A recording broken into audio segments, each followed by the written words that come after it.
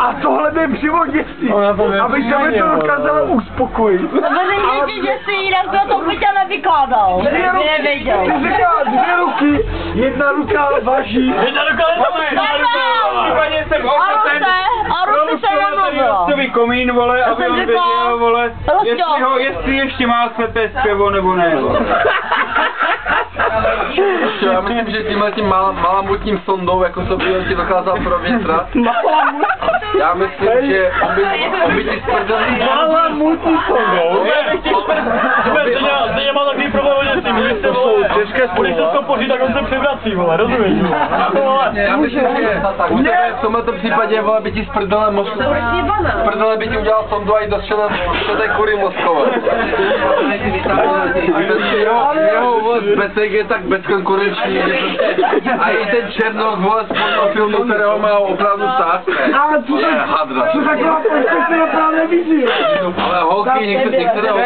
Ona myslí proto, abys měl nechat těch blbých keců zavčasu, víš? Já nevím, co šlo nereálné. Jedna ruka, 2 ruky, vole, a z toho jsou 2 metry, vole. Ale on to má, vole, Taleckou, vole, vykukou! Ze dvou, a ty ho furt píšu pod píchuj, vole. ze dvou ruk jsou 2 metry. Kdyby viděl to jeho kvambu, tak si proč já jsem jezdil daleko, když to mám tady. Ty můžeš šípat špalky normálně, ty budou slyšet soupej, čošník společný. Šípačka, destička, Afrika, vole, rozumíš, vole, tak Buchár, Tango, Hilty, vole. Ty projdeš to betonu.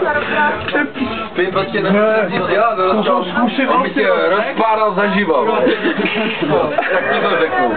A necháme to tak, protože, rozumíš, jestli on ti ukáže kvambu, tak ty to svoje půjdeš a usekneš si ho.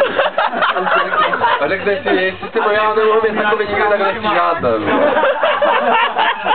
Nebudu si hádat.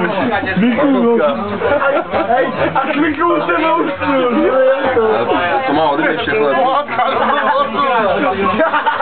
Dominik je víc, vole. Já vím, že jsi zraku rozčil, ale přestaň balit do mojí blbé keci.